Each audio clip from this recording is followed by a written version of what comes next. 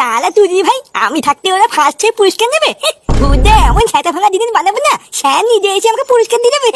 কিন্তু বানাবো তো কি? এ কি দাদু ভাই, দাঁড়িয়ে দাঁড়িয়ে কি ভাবছো? তোমার স্কুল ছুটি হয়ে গেছে? দাদু, মাটির জিনিস দিয়ে কি বানানো যায় বলো তো? মাটির জিনিস? কেন মাটির জিনিস দিয়ে আবার কি করবো দাদু ভাই? বালা কি আবার করবো, স্কুলে হাতে কাজ দিয়েছে, মাটির জিনিস দিয়ে হাতে কাজ বানিয়ে স্কুলে নিয়ে যেতে হবে, যে ফার্স্ট হবে সে পুরস্কার পাবে। ও এই ব্যাপার, এইসব তো আমরা ছোটবেলায় অনেক করেছি।